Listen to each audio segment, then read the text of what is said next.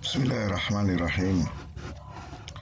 Assalamualaikum warahmatullahi wabarakatuh. Alhamdulillah. Wassalatu wassalamu ala rasulillahi wa ala alihi wa ashabihi wa mawala mabad. Al-ikhwah rahimakumullah, kita masuk di pembahasan yang kelima, ya, yaitu pelajaran ke-11, yaitu tentang isti'adah dan istighatsah. Ini merupakan amal ibadah yang sangat besar dan hakikatnya ini adalah bagian dari doa, ya. Isti'adah dan istighatsah itu adalah bagian dari doa. Jadi doa secara umum, sedangkan isti'adah kita lihat artinya apa? Isti'adah itu secara bahasa adalah berlari dan berpegang untuk berlindung. Ya, jadi seperti anak kecil yang ketika dia takut dengan sesuatu, biasanya apa? Dia lari ke belakang bapaknya, ya kan? Dia berpegang di pakaian atau baju bapaknya, ya. Dia berdiri di belakang karena takut, ya.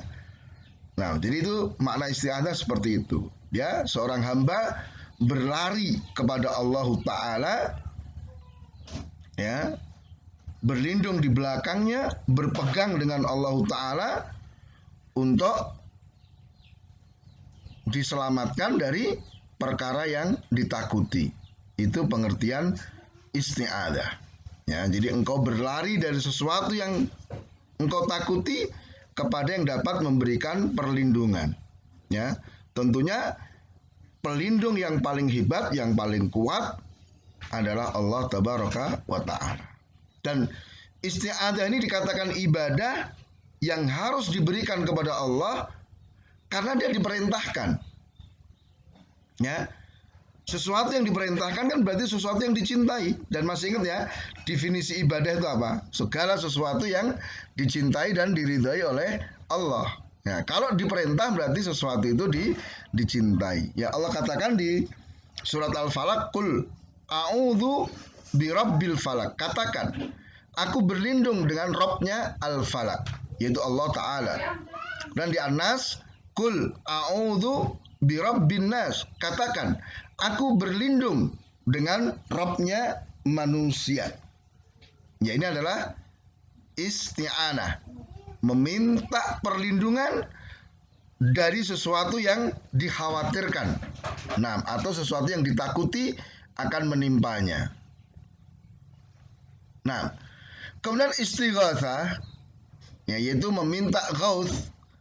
Artinya apa? Minta, berdoa agar dihilangkan kesulitan, dihilangkan kejelekan yang telah menimpa dirinya.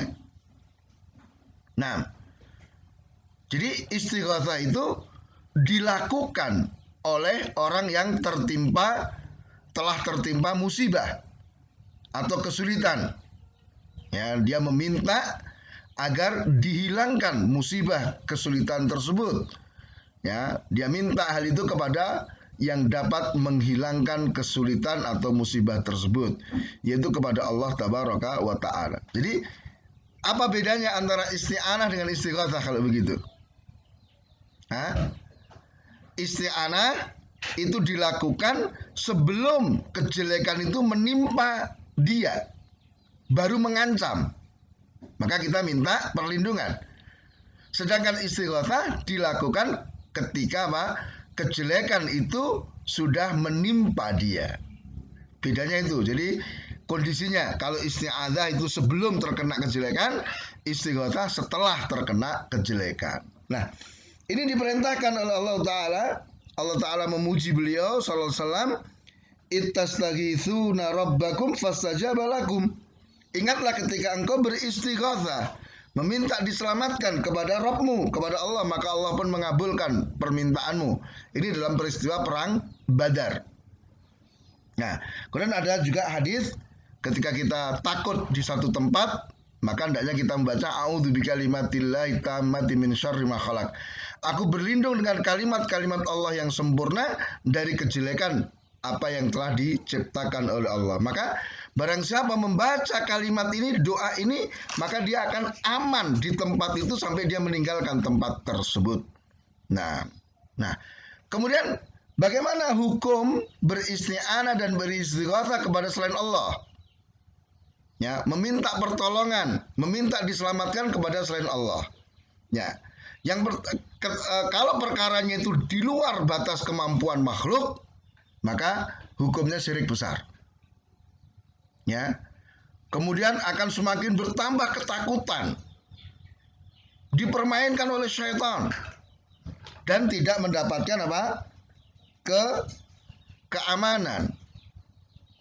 Ya, innahu kana rijalun minal insi ya'uduna birijali minal jin fazaduhum rohako. Dulu ada laki-laki dari kalangan manusia itu meminta perlindungan, meminta diselamatkan kepada jin-jin. Maka ternyata Allah tidak menambahkan untuk mereka kecuali apa? Ketakutan dan dosa.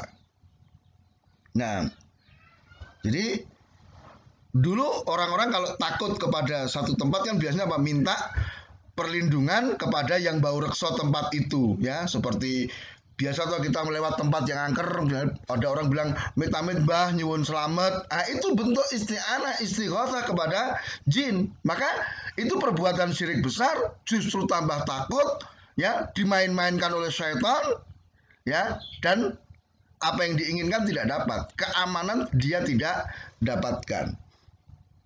Nah, dan selain Allah itu tidak memiliki kemampuan. Ya.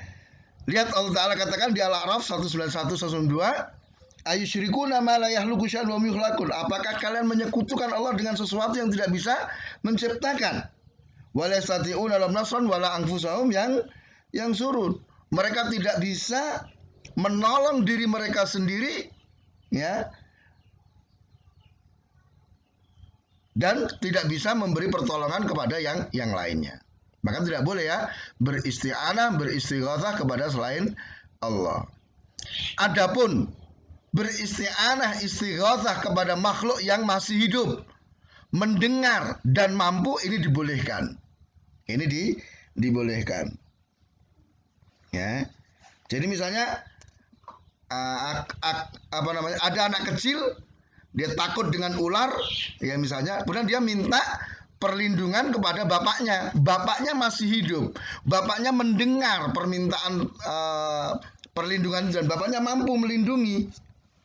Ya, ini sebagaimana kisah Musa, fastaghathahu alladhina min syi'ati ala alladhi min adui. Maka orang yang satu suku dengan Musa meminta diselamatkan dari musuhnya kepada Musa, dan Musa waktu itu hidup, mendengar dan mampu untuk memberikan pertolongan.